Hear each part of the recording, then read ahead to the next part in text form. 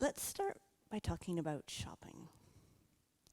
I sort of, hands up, who likes shopping? Maybe not, yeah, not so much grocery shopping, but I couldn't find the right picture for shopping for a new M1 MacBook or shopping for gadgets. But I think it's something that we all love, right? You know, it's just that it's so shiny, it's technology, it's new, we can buy it, it's amazing. And of course, in our field, there's maybe, you know, there's the MacBooks and that kind of thing. But when we think about how we do our jobs, the new shiny is cloud native. This may be a little bit less new and a little bit less shiny now, but you know, it's definitely still the new thing that we all want to do. And so when we look at something like this that's kind of new and exciting, the first thing that we say is, great, I want to be cloud native. Where do I install it? What do I download? But I think for cloud native, it doesn't actually work that way, which is a shame. It's a horrible disappointment because we all like shopping. But what we're seeing is that cloud native, although it's becoming quite associated now with particular technologies, and although there is sort of this idea now that if you're using Kubernetes, you're automatically cloud native, and if you're not using Kubernetes, no matter what you do, you're not cloud native, I don't think that's really true. I don't think cloud native is a technology. I don't think it's something you can install. I don't think it's something you can download. And I know there's a little bit of an irony here. I work for Red Hat. My employer is a vendor. They are sponsoring this conference. They would really like it if you would go away and buy lots and lots of technology. I'm a software engineer on the Quarkus team. So in particular, I don't think my manager's in the room, but he would be really delighted if you would go away and buy Quarkus. And one of the things that we say about Quarkus is, if you're doing cloud native development, if you're on the cloud, Quarkus helps your cloud be more cloudy. But even though I work for Quarkus, I still think, well actually, I was going to say go buy Quarkus, but you can't buy Quarkus because it's open source. And even if you then wanted to pay Red Hat for support, you can't pay Red Hat for support for Quarkus. It's free. If you have OpenShift, you get Quarkus for free. So you can't buy Quarkus. But even if you did want to go buy Quarkus, you wouldn't get out of the box, unfortunately, cloud native. But when we talk about and whether you can buy it or whether you can't buy it or that kind of thing, the first question is, well, wait a minute, what even is it that we're trying to buy? If I'm the CTO and I've got my CTO shopping list that I've said to my execs, I am going to make us cloud native, so I go to the tech supermarket, what is it that I'm looking for? I mentioned that a lot of us sort of now have this association with Kubernetes, that I say, right, I'm going to become cloud native, pick up the Kubernetes, and then I'm done. With that Kubernetes, you're probably going to want microservices, maybe.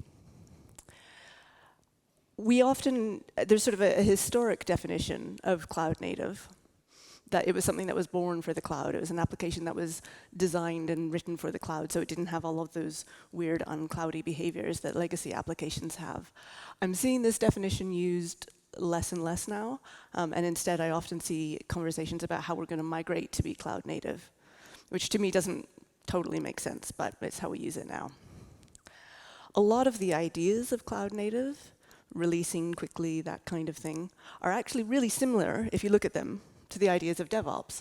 So it's kind of like DevOps, except it's now rather than 5 years ago. I sometimes think we get so used to saying cloud native, we forget that there's this word cloud, and you're allowed to say cloud on its own. You don't have to always say cloud native. You could just say, hey, look, it's a cloud application. And then finally, I think often, you know, it's 2022. We all want to be cloud native. We all want to write our applications in a modern way. So when we say cloud native, maybe we just mean, I wrote it in 2022. This is a modern, nice application. Another more technical definition for cloud native is that your application is idempotent. We don't use this one very often because who can pronounce idempotent and who can remember what idempotent means even if you can pronounce it? So we'll just move swiftly on from that. And I mentioned finally that we sometimes talk about migrating to cloud native. So when we say something is cloud native, what we actually mean is this is just the same old legacy app that we've been using for quite a long time, but we put it on the cloud and we made a few little changes, and now we can call it cloud native. But how did we even all decide that we wanted to be cloud native, even though we couldn't totally decide what cloud native actually was? When we go to the architecture shop, how do we choose what architecture? I think in an ideal world, we would all make our architectural decisions for the most rational reasons. We would say, I have evaluated the entire landscape, and this is the best thing for our use case. And it doesn't matter what Netflix are doing, and it doesn't matter what Google are doing. This is best for us. But of course, that's not how. There is a huge element of fashion in our architecture choices. That when we see industry leaders doing something, we say, if Netflix is doing microservices, I should do microservices. If Netflix is doing cloud native, I should do cloud native. And I think, you may think actually, this is kind of cynical. Surely no one would actually make an architectural decision just because of fashion. The evidence is that actually people do. So Red Hat did a survey a while ago, and they looked at the drivers for container-based development. And I think you could kind of take that as a synonym for cloud-native development. The main one, with 40% of people, was career progression, in-house or externally. And so that's quite a nice way of saying it, but that is basically CV-driven development. I don't really know if it's the best architecture choice, but it's going to make me look really good, and I might get more money if I do this, so I'm going to do it. But I said I didn't want to be too cynical, and this is a little bit cynical. For a lot of us, we're not just doing it because we hope it will make our CV look good. We're doing it because it's exciting. When you look at something like the cloud-native landscape, the CNCF landscape, there's so much in there. And I think we're software engineers because we're explorers, because we're creators. And when we see all of those new technologies, we, for really good reasons, want to have a play with them. We want to have an explore. And that landscape, it doesn't just seem like something that's laid out. It really is, going back to the idea of shopping, it's this catalog, and we want to try each thing in the catalog. And fair enough, because some of them are pretty shiny, pretty cool. But I think we probably do have to step back from that and say, well, playing is fun, but what problem was I actually trying to solve? And sometimes the problem we're trying to solve is there's not enough microservices on my CV. Sometimes it seems like the problem we're trying to solve is we don't have enough containers.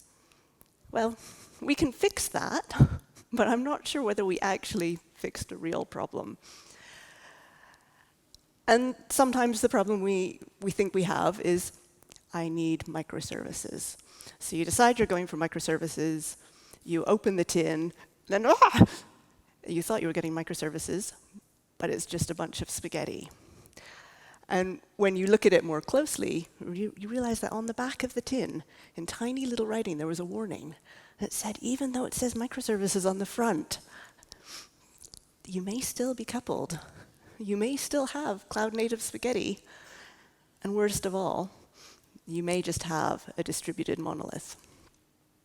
And so a distributed monolith is what happens when you spread your code over lots and lots of repositories.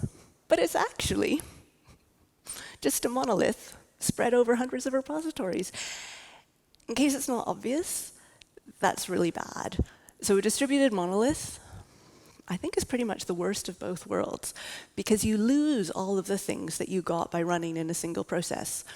Your IDE isn't going to help you out anymore with the type safety, with the compile time checking. And when you try and invoke a function, instead of it just working, I call the method, it works. I call the method, and then it goes across the cloud, and the service may or may not be there at the other end, and then it may or may not work, and I have to do a whole bunch of extra work in order to support that uncertainty. So before I joined Red Hat, I was a consultant in the IBM garage, and we spoke to a lot of clients, and the start of the conversation would be, yes, IBM, we'd really like your help because we want to get to microservices. But you have to step back. Microservices, they're not a goal. They're just a means of getting to whatever your goal is. And they're not even the only means. They're one means, but you can do the same thing in other ways, depending what you're trying to achieve. And I think we sometimes have this idea that we have to do microservices in order to be cloud native, and that when we look at our architecture, that the cloud nativeness comes from those connections. Well, that's not where the cloud nativeness comes. You don't have to have HTTP communication in order to be cloud native. And I mentioned how hard it is to call functions in a network, because actually what you get from those connections is you get pain. That may be worth it, but you have to make sure that you're getting the benefit if you're going to take that pain. And this comes back to the distributed computing fallacies. I think we all imagine that the network is reliable and latency is zero and bandwidth is infinite, and it's not. And then, of course, as we've all discovered working at home for the last 2 years, we sort of have bandwidth, and then we try and do something, and the network's going up and down, and it kind of reinforces it. But there's one I want to add as well, which is that we assume that if something is distributed, it's decoupled. It doesn't work that way. A whole bunch of reasons not to do microservices. If you have a small team, it's just not worth it. If you're never planning to release the parts of the system independently, it's not worth it. All you're going to get from the microservices is the ability to scale parts of it up and down. Most cases, that's not needed. If you don't want the complexity of a service mesh, that's another good reason to stay away from microservices. Meshes, they've got a bit of a bad reputation these days. And when you say service mesh to people, they go, ooh, no, I don't want a service mesh. I just need to make sure that I can find my services and that I can call them security and that I can share my authentication. So what you end up doing, because you don't want a service, is you end up writing your own service mesh. That's kind of worse, because you've just had to spend all of the time writing a service mesh, and now you've got to maintain this thing that is a service mesh. So if that doesn't appeal, maybe you want to think about a monolith. Another reason to maybe not do microservices is some domain models, they split really nicely. Other domain models, even at the data level, at the thinking about it level, they're just kind of coupled. And if that's the case, microservices probably are going to also end up being quite coupled. One of the first microservices projects I did, it was sort of a troubled project, and they, parachuted me in. And the first thing they said to me was, yeah, every time we change one Java class, everything else breaks. And of course, if you've been paying attention, the promise of microservices is exactly the opposite, right? That it's decoupled. You can change one thing and nothing else notices. But distributed is not the same as decoupled. Just because you've spread the thing out across the internet doesn't mean it's decoupled. So how do you know if you're decoupled? One good rule of thumb is, can I change something without everybody hating me? That's probably a good start. But another really good heuristic that I heard from Dave Farley for am I decoupled is you're decoupled if you can deploy independently. If you can't deploy independently, that's a good sign that you're not decoupled. And the way to really quickly, so this is the sort of the consultant trick, is he comes in and he looks at the version numbers on all the artifacts. If the version number is the same on every artifact, they're not being deployed independently, they're probably not decoupled. Whereas if you get something that's a bit more like that, where you can see some things are changing much more rapidly than others, that's when you're getting the benefit of microservices. And some organizations are so worried about this scenario because they're afraid everything is going to break, that what we sometimes see is the pipeline linked together to make sure that when you run one pipeline, all of the other pipelines run, to make sure that you don't end up with anything deploying independently. This is not cloud native. But of course, even this scenario, which is kind of scary and kind of horrible, isn't actually the worst thing that we've seen. Because some organizations, it's not like they deploy everything together. They don't even deploy everything at all because it's too scary and it's too hard. And so then that means, of course, that you're definitely not releasing. So when I look, another consultant trick, when you look at the version numbers, and they're on 1.0, and they've been on 1.0 for a while, you think, something's not quite right here. This is not a cloud-native application.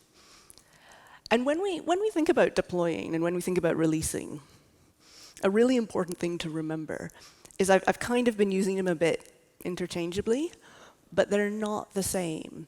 What you should get into the habit of doing is deploying really, really often, even if you're not actually releasing, even if you're not making function available to your users, you want that thing going through the pipeline. And one good way of doing this safely is deferred wiring. So you've got your new thing, nothing is talking to it. So it doesn't matter how broken your new thing is, as long as it's not going to do like a DDoS on something, you can deploy it safely. So in that model, you've got those things, and you've got this thing that's gone up to version 2, but it's OK, because nothing's talking to it. Another way of achieving a similar thing is you can be using feature flags. So make sure that you could release it or you could not release it, but you can turn that on and off dynamically in production. More patterns that you probably should be using is things like A/B testing. So some of your users get your new scary function. If that goes OK, you expand it more widely. If not, you turn the flags back. So when I was a consultant, and I would go out to visit a client, one of the things that was always a little bit of a worry for me was when I'd arrive and I'd say, so tell me about CICD, and they'd say, yeah, we have a CICD. But CICD, it's not a verb. It's a thing you do. We sort of think now CICD is Jenkins or Tecton, but actually it's supposed to be continuous integration and continuous deployment, and it's a practice. So the other thing that you can't buy, so we talk about CICD, if I have Jenkins, I'm doing DevOps. No, you're not. You just have Jenkins, because DevOps is another thing that's a practice. It's not a tool that you can buy. And I think it gets even worse now, because now, DevOps sort of is kind of the new name for the ops team, and then we imagine that the people in it are, it's just a DevOps, but it doesn't work that way. So there's the sort of the continuous deployment part of CD, but then of course there's also the continuous integration part of CD. And if we do Git flow, where we have long-running branches, kind of automatically we're not doing continuous integration. If it only gets merged into main once a week, it's just not continuous integration. You may be using Jenkins, but it's not. And so then we end up with these sort of conversations that seem a bit ridiculous to me, where we say, yeah, CICD, which is supposed to be continuous integration. And then they say, but we release every 6 months. It's not continuous deployment if you're only releasing every 6 months. And then I sort of start to think, well, wait a minute. Continuous. You keep saying that word, but I don't think it means what you think it means. Another time, we got called into sort of a sales meeting. And it was a large bank out in Asia Pacific. And like a lot of the banks, their lunch was getting eaten by all these new challenger banks who could move much more quickly. And this bank, they looked around and they said, we've got a lot of COBOL. The challenger banks do not have COBOL. The COBOL is our problem, which may have been true. We need to get rid of the COBOL and make microservices. Can you help? Like, oh yeah, we can help you for sure. But then they added, our release board meets every 6 months. So it doesn't matter how many microservices you have. If every microservice has to go through the release board, and the release board only meets every 6 months, you may as well stay with a COBOL, really, because you need to fix the release board before you do the microservices. And in general, in organizations, there's usually quite a profound fear of releasing. And a lot of organizations try and do everything they can to prevent releasing. And it's supposed to be for safety, right? We want to make sure that everything is okay, so we can't release the microservice until we go through the release board, and all the other microservices need to be released at the same time because, it's a little bit scary. Otherwise, what if they don't work together? And then we have the manual QA cycle, and that's going to add quite a lot of time, so then that means that we can't release as often. And then, we've got the release checklist, because of course we can't release without a checklist.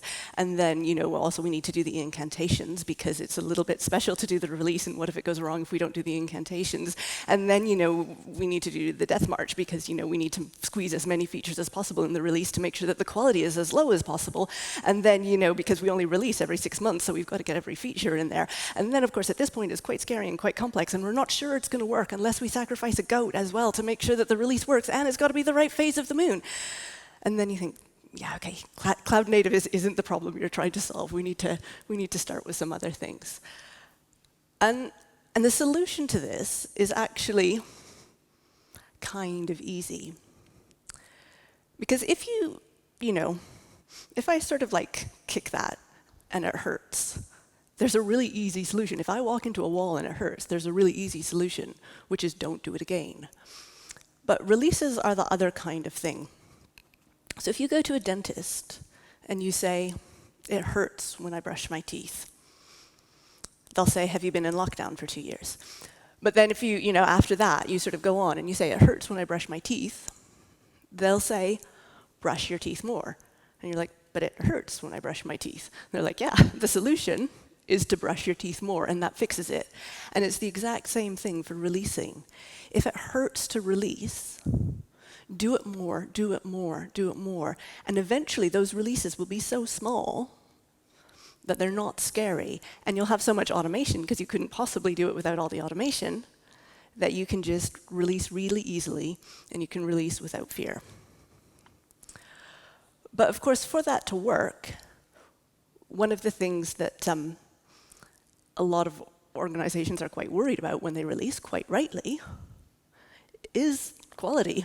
It doesn't matter how small the release is. If we're shipping a whole bunch of bugs out to our users, we're going to lose. And when this happens, usually the root cause is testing. We kind of thought it would be a good idea to do at some point, but it was quite expensive to automate it. So we thought we'd kind of leave that till later, and we thought we'd just do it manually. And if you don't have those automated tests, what you're actually saying is, we have no idea if our system works. It could. That's bad.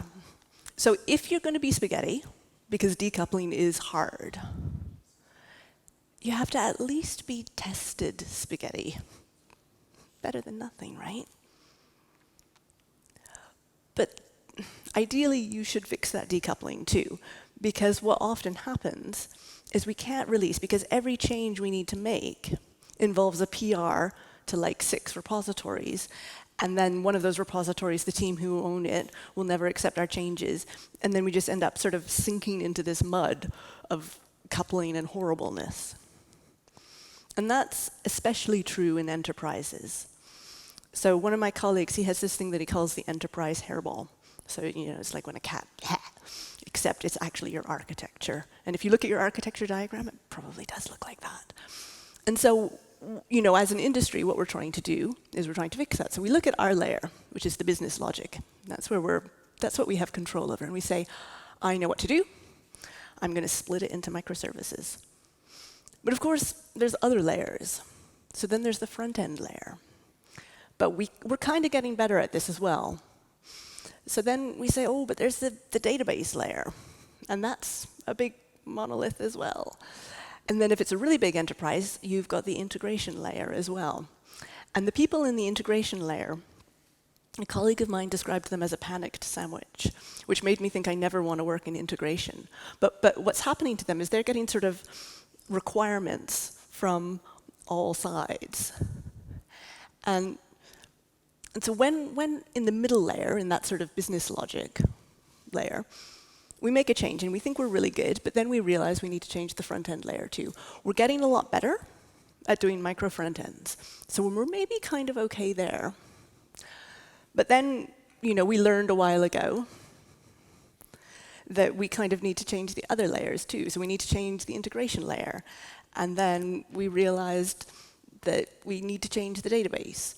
And then we realized that the integration team, who are a panicked sandwich, never actually do our changes. And so it doesn't matter how many of these we have, we still have a problem.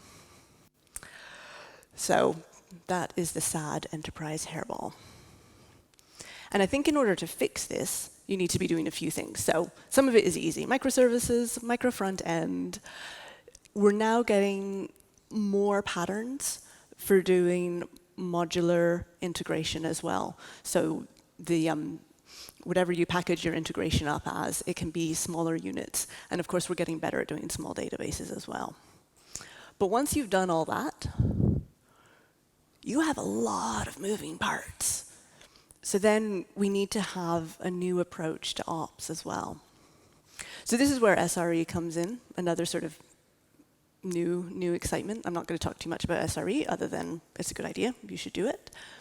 But the main thing that I think we need to be doing is change how we think about risk. So the reason we get that sort of incantation and the sacrifice of the goat and stuff is because the business is doing everything it can to reduce the risk of a release.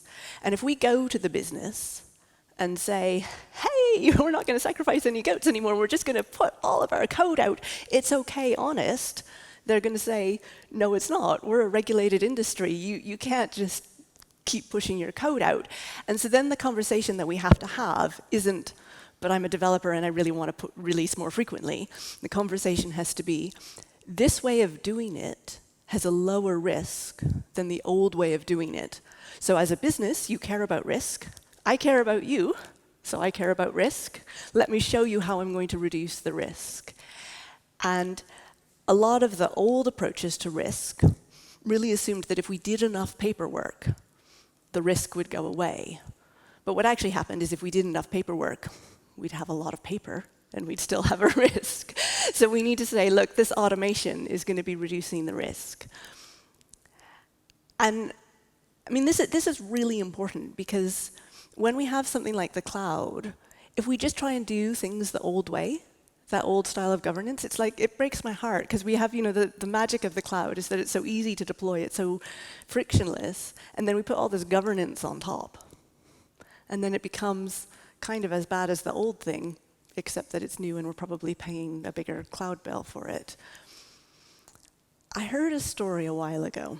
This was like way back, sort of before really public cloud services, and we went to a customer and we sold them this nice system that would allow them to provision instances.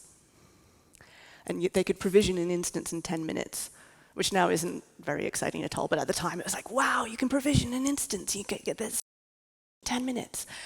But they came back to us and they said, it doesn't work. This software is broken. Because what they were seeing was that it would take them 3 months to provision an instance. So you imagine, it was taking each byte of the instance and it was sort of carrying it with a passenger pigeon over to where it was supposed to be. So we started looking for a software problem, but then we realized it wasn't a software problem. What it was they had a little bit of governance, and then they put a little bit more governance, and then they put a little bit more governance, and then another team wanted to make sure that their governance was followed, so they put some governance in. And at the end, it was an 84-step approval process, which, I mean, in a way, I'm amazed anybody got an instance at all. It took 3 months. But I mentioned cloud bills. And of course, that is one thing that you can buy. You can definitely buy cloud. And you can definitely buy a lot of cloud. In fact, you can buy so much cloud that you possibly don't even want all of the cloud that you bought, and you don't even know how much cloud you bought. I think every organization probably has this. We sort of get these monthly emails that come out to us saying, yeah, so we've looked at our cloud bill. It's quite large. It's kind of larger than we were hoping. And we don't really know what it all is. And we suspect that we're not using it all. And could you please look and try and figure out what you're using the cloud for, and if you need it, and if you don't need it, shut it off.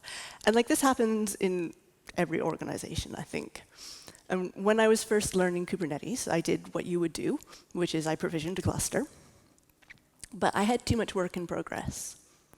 So I forgot my Kubernetes cluster for 2 months. And Kubernetes, you know, it's kind of hardware intensive. It's doing a lot.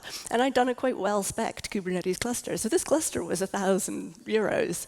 And I came back to it after 2 months, where it had been doing nothing. It hadn't even been doing hello world. It was not doing anything of any value. And there was £2,000 that was just poof. And of course, that happens everywhere. And it happens like at that kind of small scale, where like £2,000, you know, it meant it was a kind of awkward conversation with my boss, but, you know, nobody was really hurt.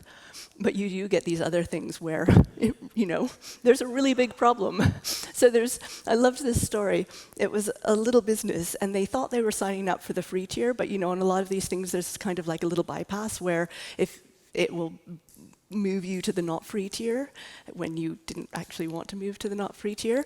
And they had a bug in their tests. They had a bit of an infinite loop in their tests. So on Friday, they just sort of pushed these tests with the infinite loop.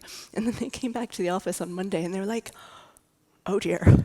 And this was like a tiny little startup. So 72,000 was basically their whole runway. And the startup, I think in the end they managed to, because of all the publicity, they managed to get the bill forgiven.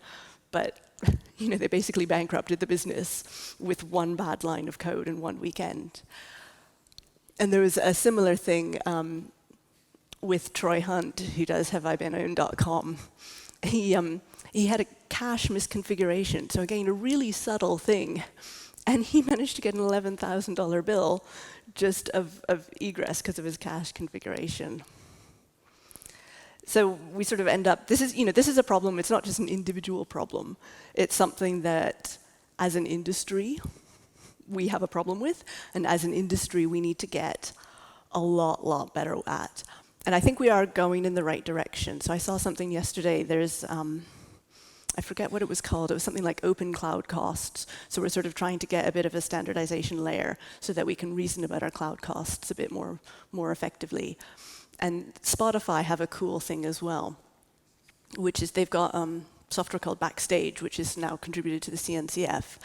And what they're trying to do there is they're trying to say, look, in the cloud, and our architecture influences our costs. So costs should be an input to our architectural decisions, and they should be an input to our runtime decisions. And the best way to do that is to make engineers aware of the costs, rather than having it be something that, like how it usually is now, where a month after you incur the cost, someone from finance comes and says, yeah, that was kind of big. So what they're doing is they're surfacing the costs in their engineering dashboard, and they're able to save millions, really, because cost is an engineering concern. And we're starting to see, you know, we have been for a while, the opsization of everything, right? So we've got DevOps, and then we've got design ops, and we've got ChowOps. And one of the opses that we get is FinOps, which is exactly this, trying to get those cloudy principles of everything is real time, everything is automated, and for the financial information as well. So I told a whole bunch of miserable stories of failure and things that you can't buy. I don't want to end on a totally miserable note, because of course cloud native, I think it's such a good thing. I think it's where our industry should be going, and I think it's really positive for our industry. But when we think about I'm going to be cloud native, I think there's kind of a spectrum. So at one end is some of these sort of technology pieces, right? So there's I'm going to be cloud native, so I'm going to go to the CNCF catalog. Everything in it I'm going to download, and I'm going to crowbar it into my architecture, whether it needs it or not, and then I'm cloud native. Maybe not. But you know, if you put those products into an architecture, then you know you're getting there. If you go that next step further as well, and if you think about cloud native in terms of your operations, not just your architecture, that's a really good start. But then I think you need to go that next step further too, and you need to be talking to the business, and you need to be saying, why? Why are we going cloud native? Is it to reduce costs? Is it because we want to release more quickly? Is it because we want to be able to recruit people and they're too annoyed by how we do things now, so we have to demonstrate that we're cloud native? Those are all legitimate reasons, but you just have to know which one it is. Because if you're trying to reduce costs and then you actually end up not reducing costs but releasing more quickly, you've done a great job, but the business doesn't care. So you have to have those conversations. And I think when we talk about, sometimes, that cloud native, it's about culture, not containers. And I feel a little bit worried about that because culture seems so fluffy, right? I'm an engineer. I don't want to be talking about culture. I want to be doing technology. But I think if we don't want to use that C word, but we still want to get some of those benefits that you get at the bottom of the spectrum, if we talk about operations and modernizing how we do our operations, we're a good way towards getting that cloud native culture. And definitely, if we sort of have that business consideration as well, then we're most of the way there to getting that cloud native culture. And then, of course, we still get to play with all of the products and that kind of thing. So with that, I think we've got about 3 minutes for questions. And that QR code is the slides, if anybody would like them. Thank you very much.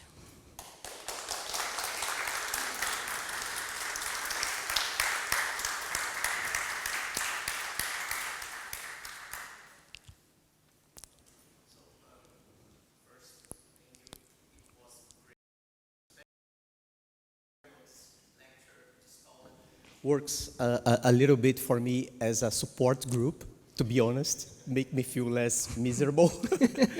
Because basically you told everything that we are seeing today in the companies. I truly believe that's related to the degree of maturity and governance, as you said very well. Thank you so much.